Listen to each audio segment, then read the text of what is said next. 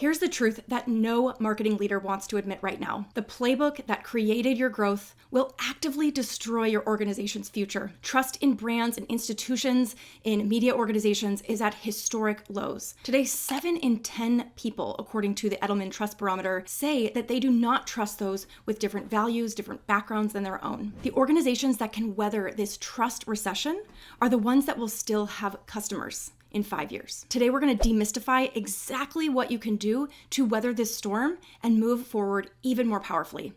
I am Carrie Melissa Jones. I am the CEO and founder of the CMJ Group, where we help influential brands build beloved communities where people feel a real sense of belonging. We do this by backing all of our work in research and with heart. So today I'm going to walk you through exactly how we are guiding our clients through this moment in time where trust is at a low and the real value is going to come from rebuilding that and investing in relationships. And real quick, if you want the latest research-backed insights and tactics and tools and trends for community building, make sure that you are on our newsletter, which I will link in the description below. So go grab that real quick and then come on back. Now let's get going with what you need to start investing in today. The first thing to focus on is building community internally. That means that you need to actually identify those who are trusted leaders and bridge builders inside of your company before you ever think about building external community. This is something that most organizations massively miss out on. That's right, I want you to start from the inside out. The mistake that most organizations make is they try to launch something external, something flashy. Maybe it's even just a small pilot,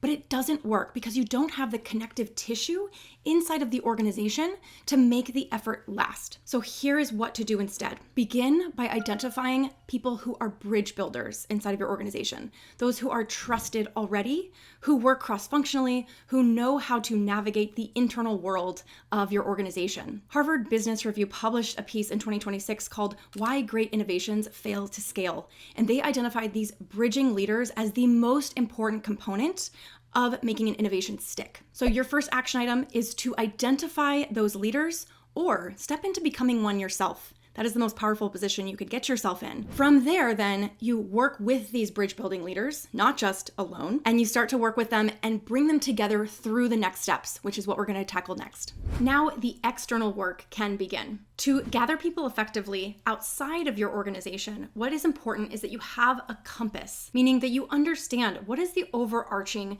strategy for what we're actually doing. Why are we doing it? Who are we doing it with? What will we actually do together? This is where so many organizations make a huge mistake. They decide to throw a bunch of money into a single campaign or some kind of marketing message or a billboard somewhere, and they don't resource this larger kind of movement that they are really enabling. We see this happen across the organizations that we serve, where our clients are simply throwing money at problems before they start working with us. And suddenly they can instead look at what is the larger arc of what we're actually creating. How are we stewarding experiences that create community here, that actually create relationships and that rebuild or build for the very first time that crucial trust that is so missing and so necessary for your future stability. We've been guiding one such organization through this big shift from all of these disparate programs into one overarching strategy with many programs underneath it, all of which ladder up into one main objective. So this has to happen by doing some deep listening and to doing some step back.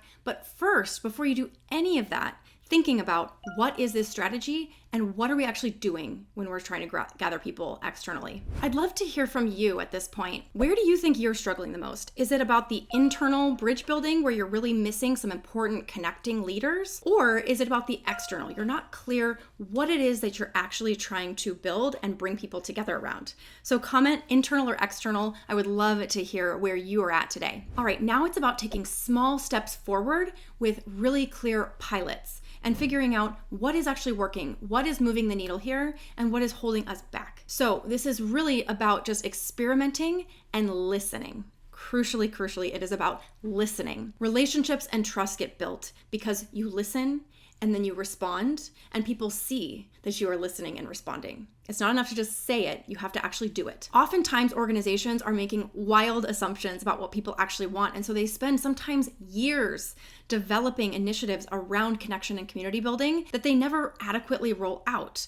For example, we had a client who was determined to build this fully scaled out WhatsApp community. What it turned out was that people actually didn't want that. And if they had just been piloting with small groups all along the way, they would have seen that it just wasn't working. What people really wanted, and what we learned through our work together, was that they actually wanted a more asynchronous place to gather, to share where they were at, and to learn from other people and what they were actually doing. So then they could divert their energy and their resources elsewhere. But until you started trying things and listening, learning, and iterating, you're just going to be kind of stuck in your own head and not sure where to go from here. Now, your own strategy, your own pilots are going to vary widely from your neighbors or the next organization down the street or across the world. So in order to make the best decisions for what to pilot, it's important that you look at who are your people, what do they want to do together, what kind of progress do they want to make, and then develop pilots around that core concept. Now, once you have something real relationships beginning to form, real conversations happening, then you can dig deeper. This is where scale can be discussed. But until then, go slow. So at this point, what's important to think about is what are we actually doing and where can we be learning even more deeply? To do that, it's important that you move from an orientation from building and experimenting to stewarding and nurturing. This is a massive, massive shift in your orientation toward the work itself. Because when we're talking about building trust and building relationships, we must let go of control. Controlling does not lead to good outcomes in relationships. We all know this personally, right? So instead, what we need to do is let people build, and we steward and nurture all along the way. We encourage, we guide. So to do this, we need to install a listening function in our organization. This is where the real research can really start to take shape. So you can run your surveys, you can do your focus groups, you can do participatory research processes. But until you've gotten to this point, it doesn't usually make much sense to start to install this function until you really have something to be learning from. One of our clients, a massive cultural institution in New York City, learned this lesson the hard way when they tried to do all kinds of research and think about scaling and operations before they had even really broken ground on anything that worked at all. So now that they've started to experiment and started to lay the groundwork for a real community to happen, now they're installing this listening function where they're running regular surveys, they're running post-programming surveys, they're running an annual survey, they're also doing all kinds of constant focus groups and interviews with their members. And then they can bring all of that insight back to the department heads, to those who are impacted by the programs and who can impact the programs, and that's where the real change can happen. And through all of this, as you might imagine, those bridging leaders are critical to making sure that this works. Once you have this in motion, then you have a full program that you can be listening, learning, iterating, and growing and scaling from here. This is the full arc of how we go about rebuilding trust. We don't do it by creating random campaigns or throwing money at marketing. No. We do it by really investing in the people and the relationships and the connections that matter. That is where the gold lies. If you want to go deeper on these topics, I really invite you to subscribe to our newsletter where we delve into the latest research and trends on community building and how to build trust in a trust recession. The link is in the description. You can come find me there. I also invite you to follow me on Instagram at Carrie Melissa Jones. I can't wait to learn more about your work, about what you're building, and to cheer you on every single step of the way. All right, get out there, go build community, build relationships, and find the joy in all of it.